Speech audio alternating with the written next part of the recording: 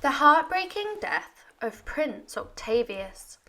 Meet Prince Octavius of Great Britain, a captivating and endearing young soul who graced the world on the 23rd of February 1779. Born as the eighth son of King George III and Queen Charlotte, his name, derived from Latin, proudly symbolised his position as the eighth son.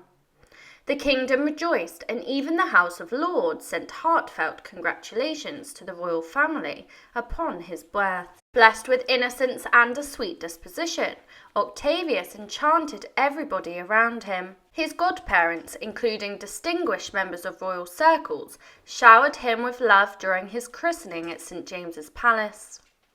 As a young child, he showed remarkable promise and was adored by his father, King George III, who cherished his youngest sons, Octavius and Alfred, dearly. King George III broke the norms of his time, openly expressing affection and indulgence towards his children.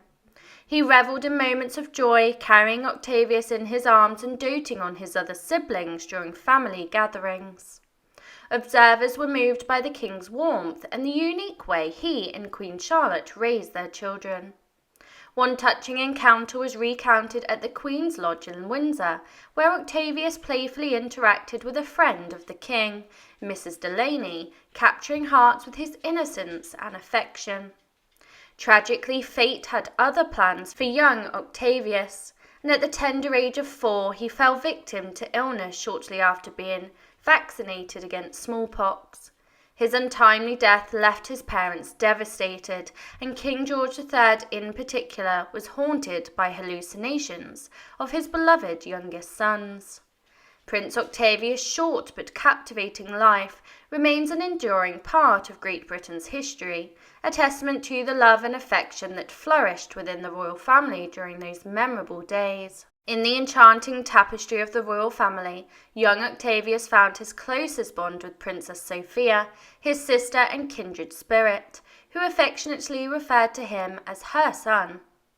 Together they embarked on delightful escapades with their siblings, Elizabeth and Edward, journeying to the picturesque shores of Eastbourne on the Sussex coast. There, amid the invigorating sea breeze, Octavius revelled in the joy of summer, creating cherished memories that would linger in his heart forever. As time unfolded, Octavius welcomed the arrival of his younger brother, Prince Alfred, and embraced his newfound role as an elder sibling when he was just 19 months old. But fate dealt a cruel blow when young Alfred's life was tragically cut short on the 20th of August 1782, leaving Octavius bereft of his beloved brother once more. The grief-stricken King George, expressing his profound sorrow, confided that had it been Octavius who passed away, the pain would have been unbearable. Despite his tender age, Octavius was a remarkable child and an endearing nature that captivated all who knew him. Known for his exceptional docility and an abundance of good-natured charm, he became the joy of the entire household. Even at the tender age of 5, Octavius stood out as an extraordinary individual, displaying qualities that endeared him to all. Among the illustrious progeny of the royal lineage, Octavius shone brightly, earning accolades as one of the finest and most beloved members of the family. His radiant spirit and unforgettable presence left an undeniable mark on the hearts of those fortunate enough to witness the essence of this very cherished prince. After the heart-wrenching loss of Prince Alfred, a beautiful portrait titled The Apotheosis of Prince Octavius immortalized the young prince alongside heavenly angels. The siblings Octavius and Sophia, 6 months after Alfred's passing, were taken to Kew Palace for a smallpox vaccine. While Sophia recovered unscathed, fate dealt a cruel hand to Octavius and he fell very ill, ultimately succumbing on the fateful evening of the 3rd of May 1783 at the tender age of only 4. Lady Charlotte Finch, the governess of the royal children, lamented that hope for his recovery had vanished from the moment that he fell ill.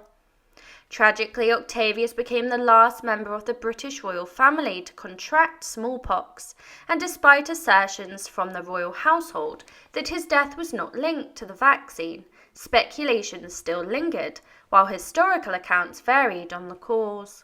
Octavius was laid to rest beside his brother Alfred at Westminster Abbey on the 10th of May, a sorrowful occasion that deeply affected Queen Charlotte, who was carrying her youngest child, Princess Amelia, at the time.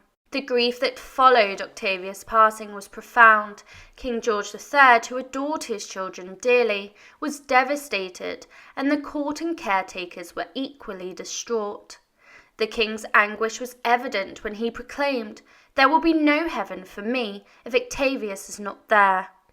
Artist Thomas Gainsborough painting of the royal family, including Octavius, brought tears to the eyes of his sisters and touched their parents' hearts.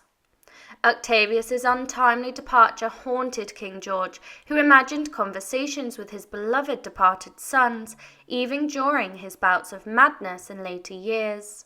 In one heartbreaking incident during a fit of madness, the king mistook a pillow for Octavius, a poignant reminder of the profound grief that forever lingered. The legacy of Prince Octavius, his radiant spirit, and the love that he kindled among his family and subjects endure as cherished memories in the annals of British history.